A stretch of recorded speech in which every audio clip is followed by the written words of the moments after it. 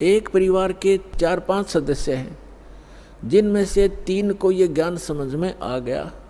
उनकी इच्छा बनी हम नाम लेंगे, दीक्षा लेंगे, कल्याण करवाएंगे। उन्होंने दीक्षा ले ली, प्रतिदिन अपना नित्यनियम आरती श्रमणी और सारा कुछ कर रहे हैं, मंत्र कर रहे हैं, सत्संग में भी आ रहे हैं। और बाकी शेष 2 हैं, वो बिल्कुल सोचते भी नहीं, कहते हैं तो भी नो के तुम ही कर लो, तुम ही पार हो जाना, हम तो फिर देख लेंगे।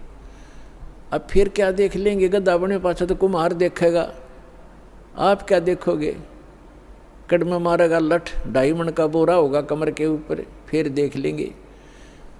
अब देखना अब है, ज्ञान समझो और सतलोक आश्रम बरवाला जिला हिसार हरियाणा के अंदर आओ और कल्याण कराओ। अगर समझदार हो तो देखना चाहते हो।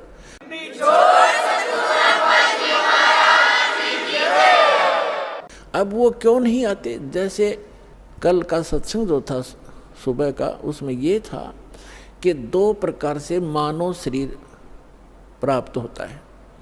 एक तो पिछले पुण्यकर्मों के आधार से मानव शरीर लगातार 2, 4, 10, 50, 100 भी हो सकते हैं, ज़्यादा भी हो सकते हैं, लेकिन वो पूंजी समाप्त हो जाएगी, फिर 83 लाख योनियों में जाना ही पड़ेगा यदि उस मनुष्य जीवन के दौरान आपको तत्वदर्शी संत नहीं मिला।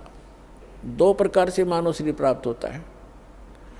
एक तो बता दिया आपको पूर्व जन्मों से, जैसे परमात्मा सन 1398 में सतलोक से चलकर आए थे, 1518 तक 120 वर्ष इस धरातल पर रहे, काशी के अंदर बनारस में जुल्हे के कार्य करते रहे और अपने बच्चों को एक समय में 1-1 हज़ार स्थान पर प्रकट होकर परमात्मा ज्ञान सुनाया करते थे, उनको लाभ देते थे, आशीर्वाद देते थे, सुख हो जाता था। वो मंत्र जाप करते थे।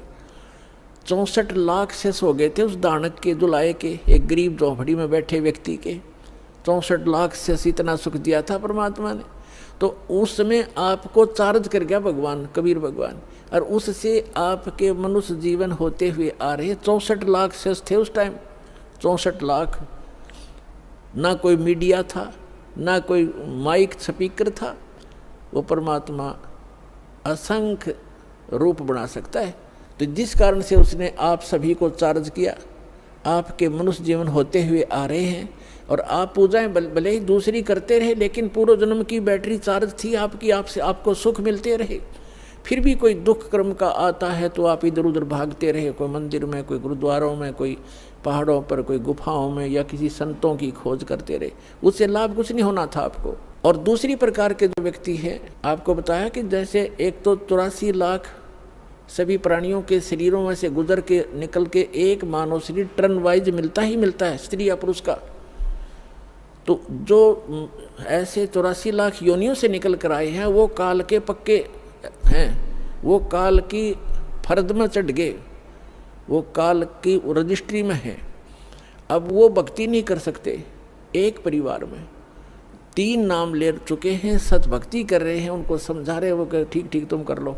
ये भी शुक्र है कि वो उनको मना नहीं करते, नहीं तो वो काल के दूत उनको भी मना कर दे, तुम भी नहीं जाओगे, ऐसा नहीं कर दोगे। ऐसा बताया परमात्मा ने कि जैसे ये कोयल क्या करती है, कोयल पक्षी है, ये अपना अलग से घोंसला बना करके अंडे उत्पन्न नहीं करती, क्योंकि उसके अंडों को काग खा जाते हैं, छोड़ते नहीं।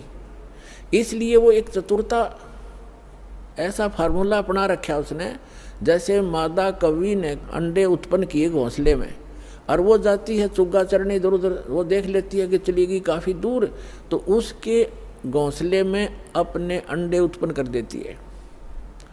अब जो कौवी आती है वापस, वो असमंजस में पड़ जाती है कि कौन से मेरे हैं, कौन से दूसरे हैं। तो वो इस असमंजस में उन चारों के चारों की ही परवरिश करना प्रारंभ कर देती है।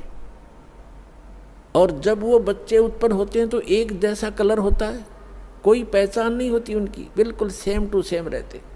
और वो कोयल उस पर नज़र रखती है घोंसले पर कि अब ये कितना उड़ारी भर रहे हैं, कितनी दूर तक जा सकते हैं।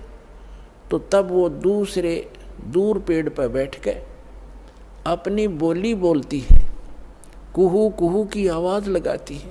जो कोयल के बच्चे होते हैं उनको प्रभाव होता है उनका, वो एकदम ऐसे ऐसे देखते हैं। जब वो फिर बोलती रहती है तो उड़कर वो अपनी माँ की बोली से आकर्षित होकर अपनी माँ की तरफ उड़कर चल पड़ते हैं। अब कौवी उनके पीछे पीछे उड़ती है कि मेरे बच्चे गए, कोयल आगे उड़ जाती है, दूर वृक्ष पर बैठकर फिर कुहू कुहू करती है, वो बच्चे फिर वहाँ से उड़कर आगे भाग लेते। अब कौवी ये सोचती है ये तो गए सो गए, तेरे कहीं पिछले बच्चे रह गए, उन पर कोई आपत्ति ना आ जाए, उनको संभालूं, आकर के वो वापस आ जाती है। तो कहने का भाव ये है कि उस घोंसले में 4 बच्चे थे, 2 कोयल के 2 काग के। कोयल वालों के वहाँ बोली असर कर गई, काग वालों के वहाँ में भी नहीं, वो देख नहीं रहे, वहीं बैठे आराम से। तो इसी प्रकार समझना, जो परमात्मा के पूर्व जन्म के संस्कारी बच्चे हैं, संस्कारवश एक ही घर में जन्म भी है, जो काल वाले हैं वो नहीं मानेंगे, और जो कोयल के बच्चे हैं वो सतलोक आश्रम पर वाला में जल्दी आ लेंगे, ज़्यादा देर नहीं लगाएंगे।